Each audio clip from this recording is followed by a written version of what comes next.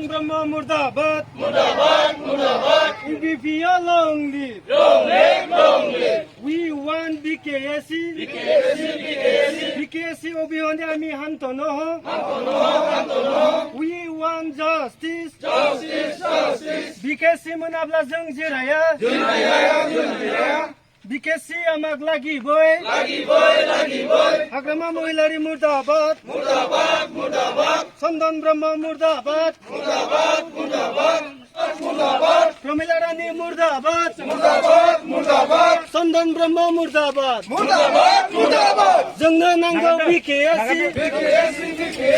Jangna nanggo BKC menabla जों Jiraiya. BKC ni mungo राजनीति खालामनायखौ बन्द खालाम. जोंनो नांगौ BKC मोनाब्ला जों जिराया. जोंनो नांगौ BKC. We want justice.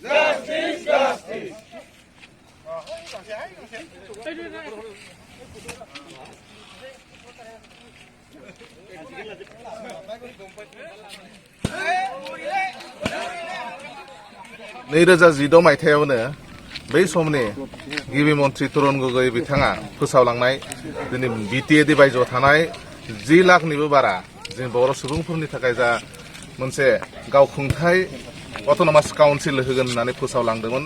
बे फोसावलांनायखौ थांनाय समाव फोसावलांदोंब्लाबो दानि सरकार बिजेपि सरकारनि जाफोर दैदेनगिरि दङ बे दैदेनगिरि बिथांमोना जोंनि जा मोनथाय बे मोनथायखौ बिथांमोना जा राजनितिनि नामाव बिसोरो खेल गेलेगासिनो दं. जोङो मोनथिनो मोनदों जे जोंनि जा 2020 मायथाइनि 27 जानुवारि खालि गोदान दिल्लीयाव जा मोनसे बर' गोरोबथा जालांबाय. बे गोरोबथानि 5 नं दफानि मथे जोंनि बिटिएडिनि बायरायाव थानाय जोंनि 10 लाखनिबो बारा बर' सुबुंफोरनि थाखाय बर' कसारि अट'नमास काउन्सिल मोनसे खुंथाय होनाय खोथा दंमोन.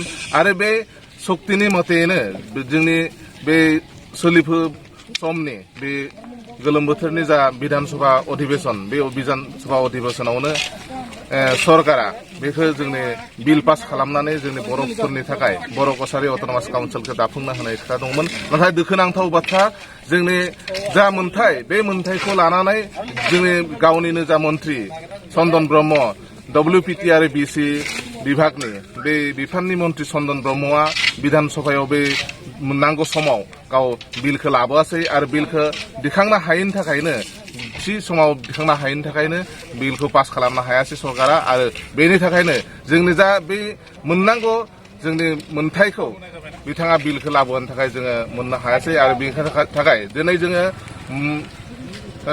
खौसेथि बर' सुबुं आफादनि जानानै जोङो गलाघाट जिल्लानि गासै बर' सुबुंफोरा थोबोर जानानै बिथांखौ जोङो धिक्कार होदों, जों खुद्रिदों, जोङो लाजि मोनदों. जोंनि गाव हारिनो सासे दैदेनगिरि गावनिनो सासे मन्थ्रि थासेयावबो जोंनि बे सरकारनि जा गोलोम बोथोरनि जा अधिवेशन बे अधिवेशनाव बिथाङा बिलखौ लाबोआसै. आरो बिल लाबोआनो थाखाय गाव माने जोंनि नोजोराव गाव जलिनि हांगार हिसाबै जों बिथांखौ जोङो सिनायथि खालामनो हादों. ओंखायनो जोङो बयबो खौसे जानानै दिनैनि समाव सन्दन ब्रह्म एबा BPF हान्जानि गासै मन्थ्रि बिथांमोनखौ BPFनि दैदेनगिरि हाग्रामा महिलारिमोनखौ जोङो जोंनि गलाघाट जिल्लानि बर' सुबुं हिसाबै जोङो सोंखारिदों, बिथांमोनखौ जों रायदों आरो जोङो धिक्कार होदों. दिनै गलाघाट जिल्ला खौसेथि बर' सुबुं आफादनि दैदेननायाव दिनै हरखाब मोनसे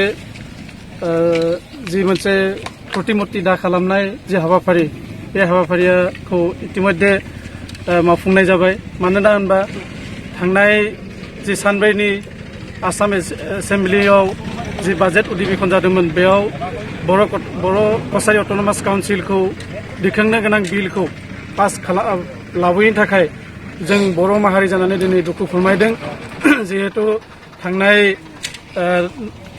2020आवनो 27 जानुवारियाव दिल्लीयाव जि मोनसे बर'नि जि मोनसे सुक्ति NDFB दुलाराय बर' फरायसा आफाद आरो खौसेथि बर' सुबुं आफादनि दैदेननायाव जि मोनसे सुक्ति जालांदोंमोन बे सुक्तियाव जोंनि बर' अट'नमास BTCनि बायजोआव थानाय बर'फोरनि बर' अट'नमास काउन्सिल मावफुंनाय जि सुक्ति जादोंमोन बेखौ बे थांनाय जितु एसेम्बलियाव जि बिल लाबोनो हायैनि थाखाय जों बयबो दुखु फोरमायदों। जों बर' माहारि जानानै थारैनो दुखु फोरमायदों।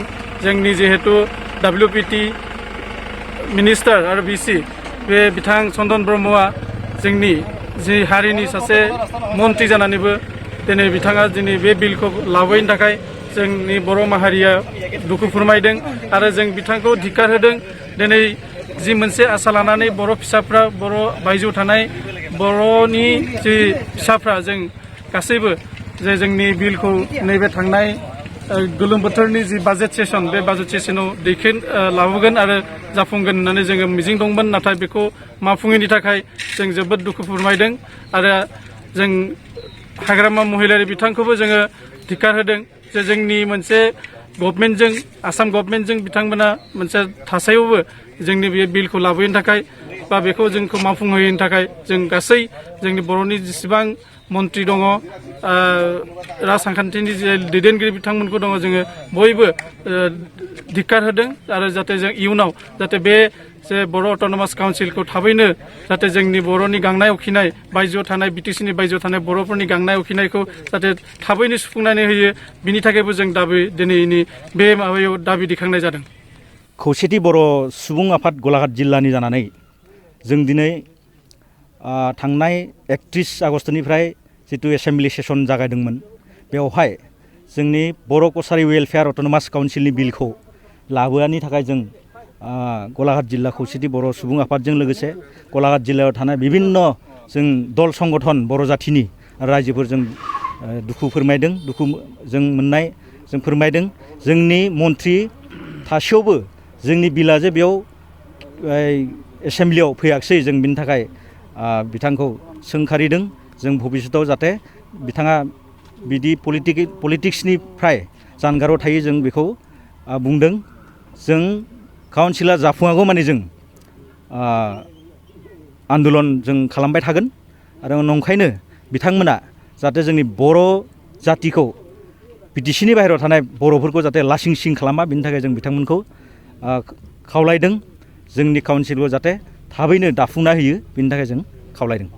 आसाम सरकारनि जितु दा सोलिबाय थानाय जितु बाजेट सेसन बे बाजेट सेसनाव बिथांमोना जोंनि जा बर' हारिनि गेजेराव जों जेरै सानदोंमोन जे नायल' जायल' जोंनि गेजेराव सानैसो मन्त्रि दङ बिथांमोना जोंखौ BTADनि अनगायै BTADनि बाहेरायाव थानाय बर'फोरखौ जोंनो मोनसे आलादा गावनि खुंथाय होनायाव बिथांमोना हेफाजाब होगोन आरो बे सोलिबाय थानाय बाजेट सेसनाव जेरैबादि बिथांमोना जोंनि बर' वेलफेयार अट'नमास काउन्सिल बेनि बागै बिथांमोना मोनसे जायखौ जोङो बिधेयक होनना बुंगोन बे बिधेयकखौ बिथांमोना उत्थापन खालामगोन होनना बुंदोंमोन। खिन्थु जेरैबादि बिथांमोना जोंनो बिथांमोननि गोसोनिफ्राय जेरैबादि जोंनो प्रतिश्रुति होदोंमोन बे हिसाबै बिथांमोना दिनै बेखौ फैमाल खालामबाय। बिथांमोना जोंनि फेलें खालामो ओंखायनो जों बिथांमोनखौ दिनै मुगैनाय नांदों।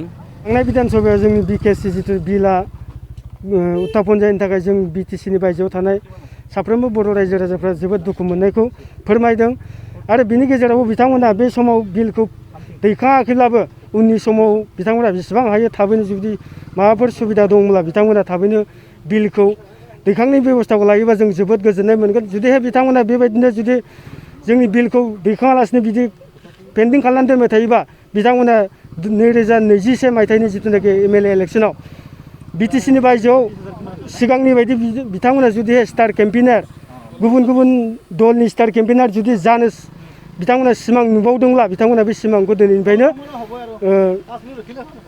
बन्द' खालामनांगौ होननानै आं बिथांमोनखौ दिनैनि बे माबानिफ्राय हकियनि हरबाय।